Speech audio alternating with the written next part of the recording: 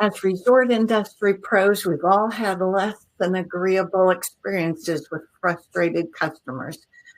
The resort industry is the very essence of a fast-paced, uh, high-stress environment. So dealing with customers or even with fellow uh, workers on your team, members on your team, some of whom may be critical or even abusive, sometimes it hurts. Uh, and it can even make you want to quit and walk out. But today, uh, we're going to learn a little something on how to convert those feelings or how to overcome those feelings. So I'm Sharon Scott Wilson. On behalf of the team at Resort Trades Learning Center, we are very pleased to bring you another addition to the Resort Trades Learning Center.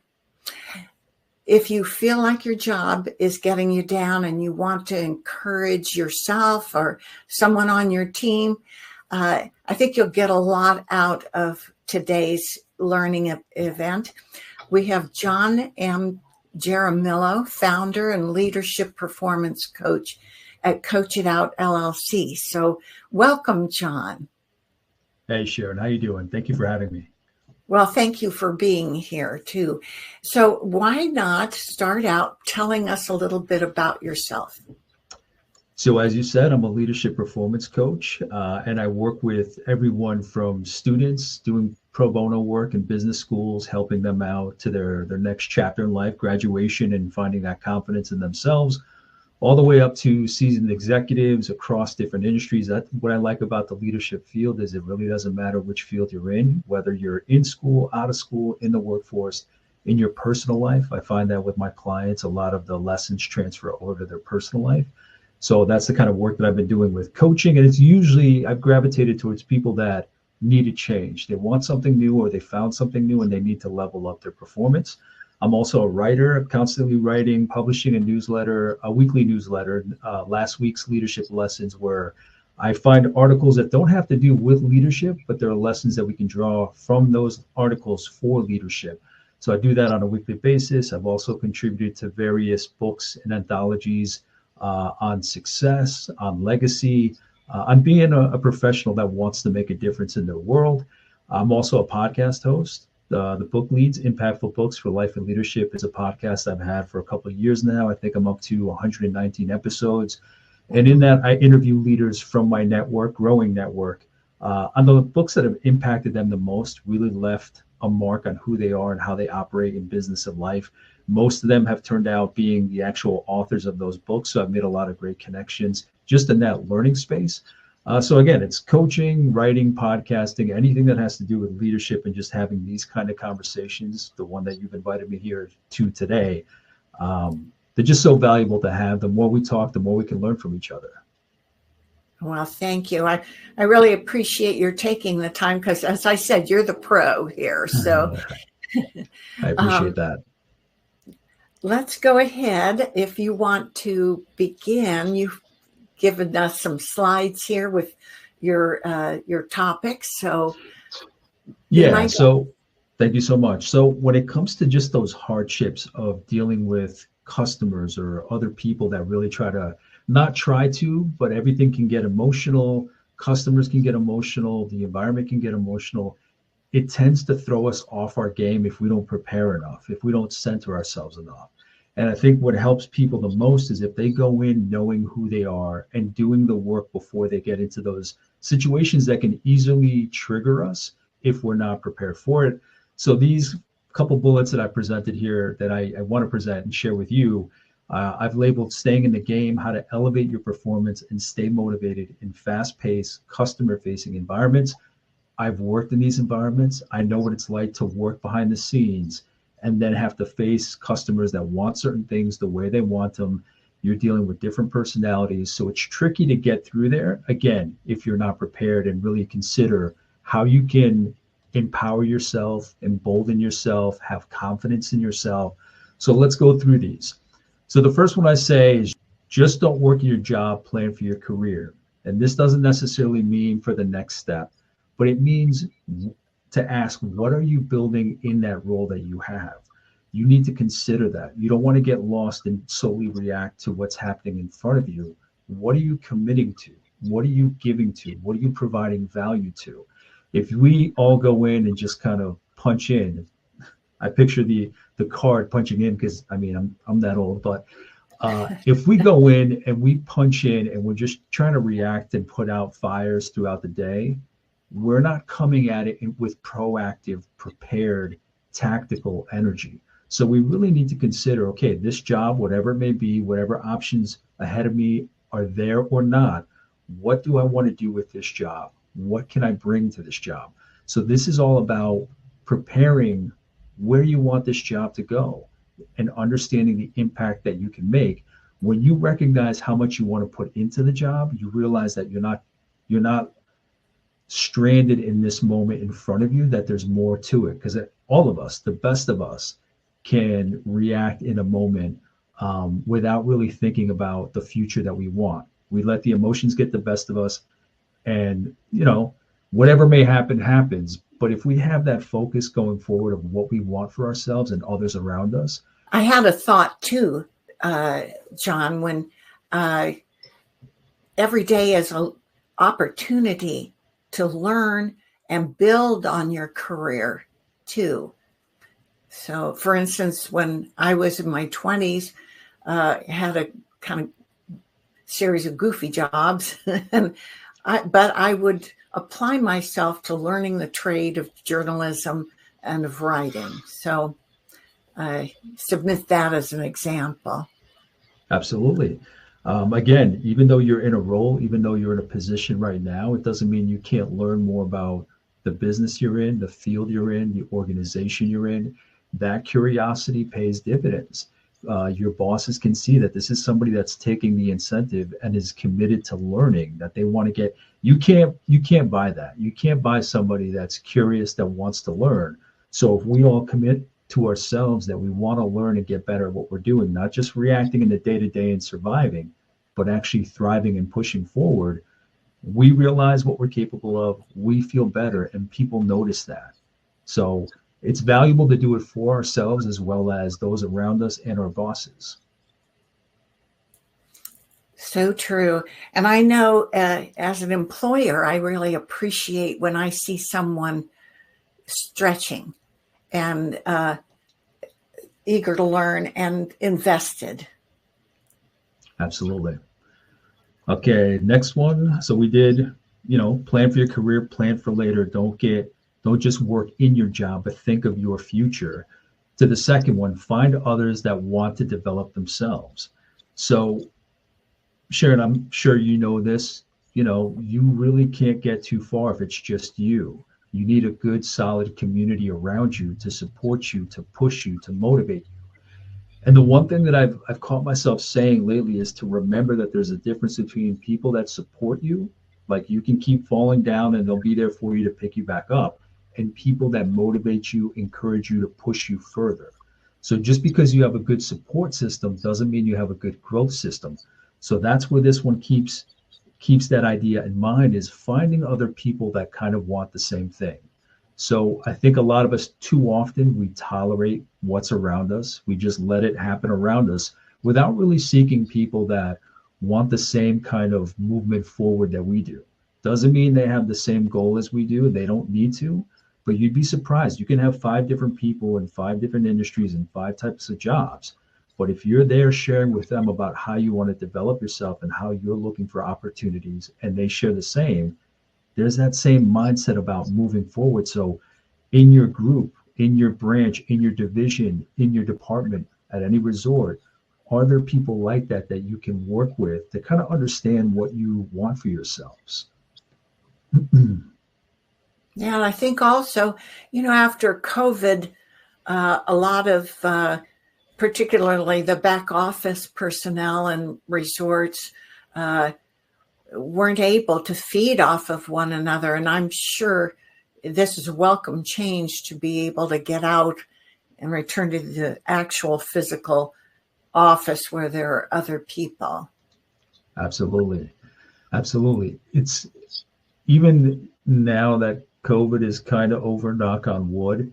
I've seen so many differences in how people interact with each other. So it's important to, a lot of my clients are working virtually. They're 100% virtual. So they need to take that incentive and really push to have those kind of communications. If we call each other and we're just talking about the work itself, but not really talking about how we're feeling, how we're doing the work, how we feel the work is progressing, working on the work, not just the results, we're losing time, we're losing energy. So we have to be extra careful in any kind of environment to not just talk about the work that's taking place, but how we want to work on the work, how we want to complete the work. Where is it that we can tweak it and improve it? And when organizations and bosses kind of demonstrate that example, that while you're working, think about your innovation. Doesn't matter what kind of position it is, what kind of organization it is, top of the hierarchy, bottom of the hierarchy, there's always opportunity to innovate. So if we can implant that in somebody's mind, keep working with your team for your own benefit, not just the organization's, and see where you can improve yourself and for others. And that's what keeps you interested in life, Absolutely. You spend more time at work than at any other spot in your life, I guess. Yeah, absolutely. And that's one of the points that I'll bring up is just the importance of having things outside of work as well.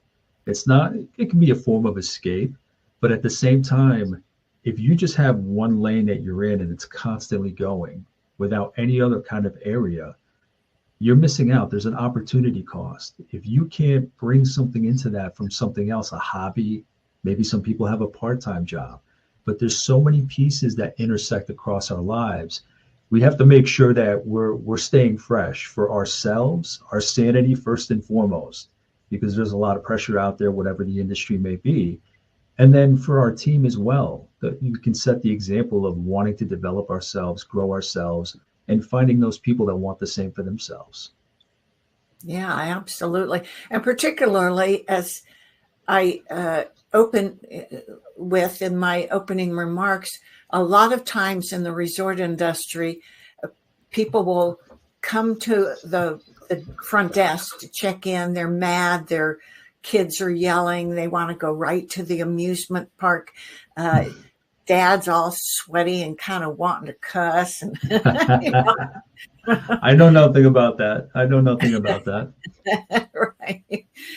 But yeah, it's important to be So able kinda, to deal with that kind that. of support, whether it is developing your skills or support emotionally, you've had a tense day, a stressful day, anyone you can lean on for growth and development or emotional support because something just happened at the front desk or any other part of the resort.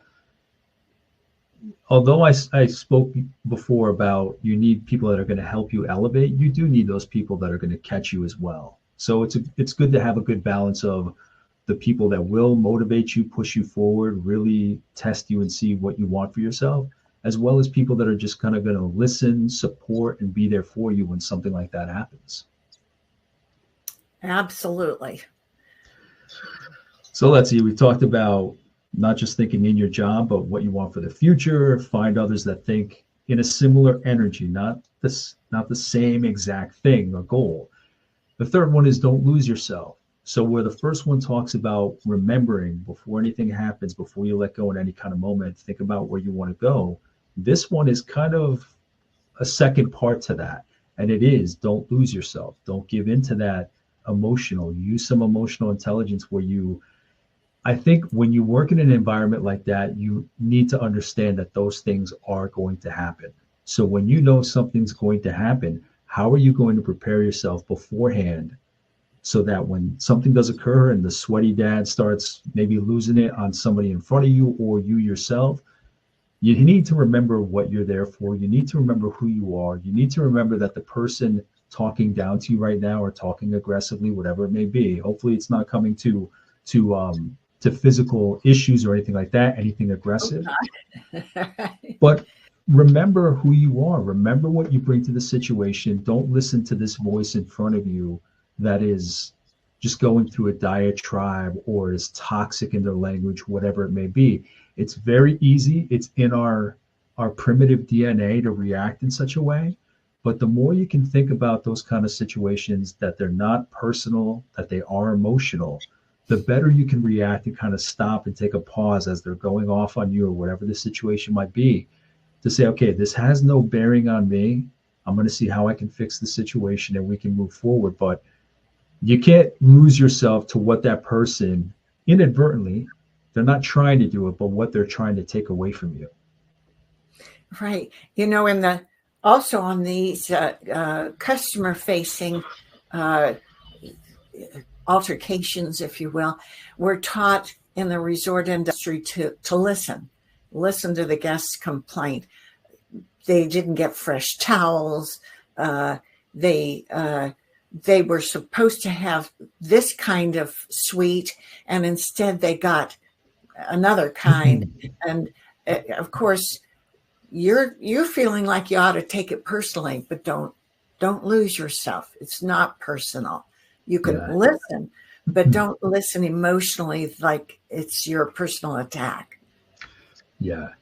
I mean, when I worked in the hotel industry, I remember when I was young in my teens, when I started off in that industry, the general manager of the organization would say, whatever, not even somebody coming at you or yelling at you or nothing like that, but whatever somebody needs of you, even if you can't do it, just say, yes, I can. And then learn the resources of who you can go to help them with whatever it is they need. So, I mean, again, it's not personal. When they look at you, they're just seeing the embodiment of the resort that they're at. You are the person that's standing in front of them. They can yell at you. They can unleash on you. So again, like you just said perfectly, it's like separate that from who you are. They're just looking at you and you're at as the organization, not even as you. I think we've all been there. I've never lost it out on somebody because I understood things are out of your control. Things happen, but some people can't control that and they let go. So just keep that in mind. Keep in mind what it is you're bringing to the table, and don't let somebody rock your foundation. So know who you are before you go into the situation. Prepare yourself, and again, much like I said before, find some people that want to develop themselves. You guys can all provide that support, tricks for how to think about these situations before you go into them. Yeah, very good. All right. So following up on don't lose yourself, check in and support others. So again, this goes from all internal to working with others. Aside from checking in with others to see who wants to develop alongside with you and wants to push each other, support others, help others.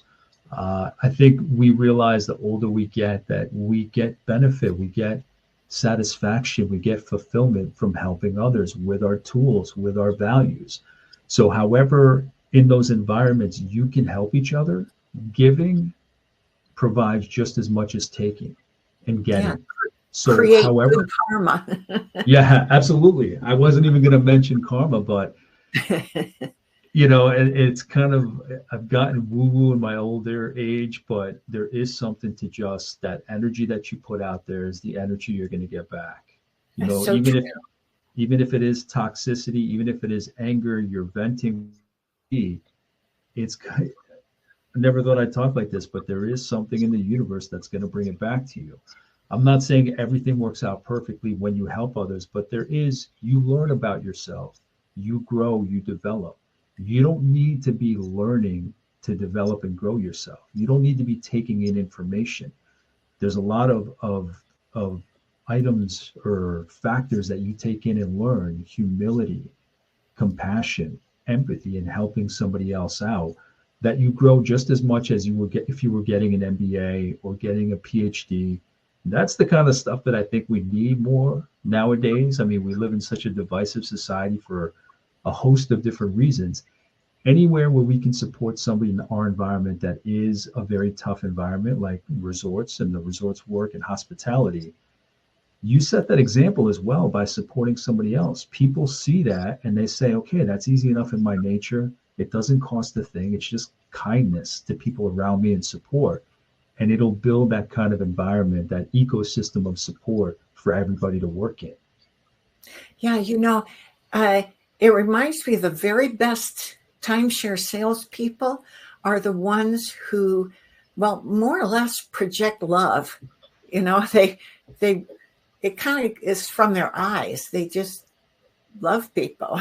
So that kind of engagement can build trust and a relationship. Yeah, I mean, I've called myself, I guess, a new age hippie. I'm not saying, love for the sake of love or being, unauthentic or inauthentic, being fake, disingenuous. It has to come from a solid place, because people can catch on to when you're just checking a box, acting a certain way to get a certain result. But I think it's a kindness that all of us are capable of. It doesn't cost anything. You do it whenever you can. If you're busy and you can't stop right then and there to help somebody out, support somebody, it's understandable. But I think we're all capable of it. It pays dividends. And if you can set that kind of environment of support, that it's okay to support others, that we have your back as much as you have ours, should it come to it, that it starts for a human reason, but it impacts the bottom line when you set that environment. You want people to feel comfortable wherever they're working, especially if it is high pace, high stakes, such as resort work. So it leads to the bottom line. Some people may say, I've heard people say, clients of mine, this is too soft for me. It's too squishy. Just tell me what to tell people so they follow me. But it's more than that. It's a lot more that we have to commit to people, especially with tough times that we've gone through and that are ahead. The more that we can do that, build that foundation of support, the better off everyone's going to be. And it does lead to the bottom line. There are studies, there's research that shows that how you treat people, the kindness, the soft skills, lead to that success, the top line and the bottom line. Yeah, it brings me back to thinking about the COVID isolation years. Yeah. And as you said, many of us are still working, remote. We have to re-engage ourselves in the soft skills, like you say. Yeah. Even those organizations, those clients that I have that are still 100% remote, there's a way to check in and support people, even if it is like this. If you're just going on checking in on deliverables and you sign off, that's different than, okay, we discussed deliverables, we discussed deadlines. How are you doing? What do you need? If I'm your supervisor, your leader, your peer, is there anything I can help you with? Anything that I can support you with? Little things like that, people know that somebody has their back, and they'll take a bit more risk if they know that there's support, if that's a part of the core values of that organization. Even if it's not on the wall as a part of the formal values of the organization, a leader can set that tone and build that environment just by the example that they set. So there's a lot there that I hope people do consider. Absolutely. So that's check in and support others. And then the final one is don't let your job be it. And I have referenced this before. It's good for you to do the job that you were hired to do it exceptionally. But I do think there's a value to understanding that your job is not all that you are, that you have other passions, desires, wants, needs outside of work. I do believe that whatever you build outside of work, that wall between work and the professional life really doesn't exist as much as it used to. The jobs aren't like a factory press like they were in the 50s, 60s, whatever it may be. Whatever you do outside of work, you can't just let your job be it. Many of us are very passionate about our jobs. Like this is who we are as people. But there should be some disconnection, especially if it's a high pace, high stress, high tension job, high pressure job. There should be, wherever possible, something else that you're committing to as well, whether it is your family, whether it is your friends, whether it is a hobby, whether it is volunteering, whatever you have time and energy for after meeting your job requirements. I do think you need to be sure that your job, whatever it is not 100% of who you are, that there are other things outside of that that you want to build, that you want to take further, that you want to enhance. Yeah, absolutely. And Also, I think uh, focus on your health, exercise, what you eat is another important component of that too. Absolutely. That's a great component to bring up. I embrace that completely. I know for myself, if I don't exercise regularly, if I take a couple days off and that turns into a few more days, I will feel it. I will feel it at work. I will feel it in my business. I'll feel it in my coaching. I'm not quite as focused. I'm a little more groggy. Things unsettle me a little more easily, rather.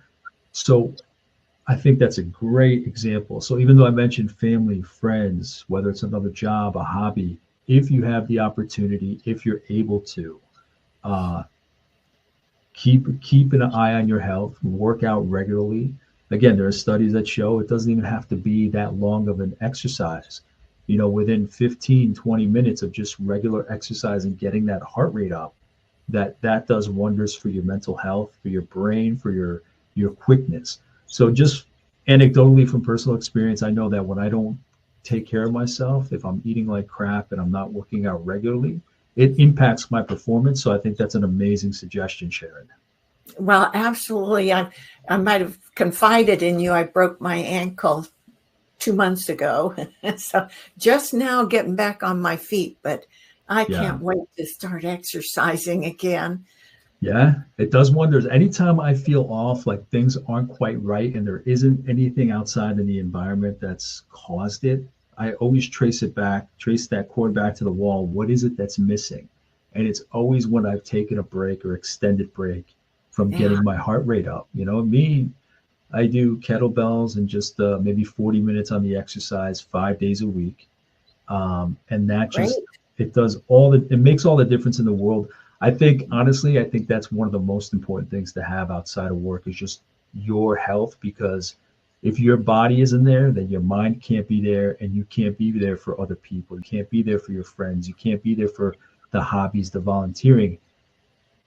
Yeah, Excellent suggestion. You got to take care of yourself physically and mentally first so that you can be whatever it is you want to be to other people, to other endeavors and projects. yeah, absolutely. Uh, well, John, I think this has been great information. Now, if someone wants to contact you, or I particularly hope that they will tune in to your podcast, we'll put the information in the description below, as well as I think your next slide has uh, your contact information. There we go. Yeah, so Uh, it's email, website, LinkedIn. I'm on LinkedIn all the time, and that's where I share about my newsletters on there, my podcast. That's where they're posted in addition to my website. So that's my hub. Obviously, I think I met you, Sharon, through there. So anyone that wants to reach out, whether about coaching, whether about my writing, whatever it may be, feel free to reach out. Absolutely. And I appreciate it, John. I'm going to be catching up with you to see if we can get some of your articles into Resort Trades magazine, uh, as well as a transcript of our session today.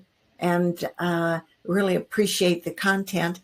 And I want to thank our viewers too. If you're interested in staying current with the people and the places and events that are going on in the vacation ownership industry, then I encourage you to support us in our effort to keep you current by subscribing to this YouTube channel, and also go to our website, resorttrades.com, and sign up for our weekly e-magazine, Resort Trades Weekly. And be sure to hit the bell icon, and you'll be notified on the YouTube channel when we have another session. So again, John, thank you. No, I appreciate the time that you've given me, what we could share here, that you shared your own experiences while I was bringing out these points. So this is something I'm very passionate about. I think people need to hear these kind of things just to get through the workday. Everything is society, the way it's changing, there's a lot of growing pressure in every industry across the world. So any conversations we can have about how to make things better, I'm all for. So thank you for this time. Well, we'll keep in touch and do this again sometime. Oh, absolutely. I have way too much fun doing these things, so I'm always game. Okay. I'll see if I can think of a good book to review with you too. Absolutely. Well, There's your thank you. invitation. Pardon? There's your invitation. There you go. Well, thank you. You have a great day.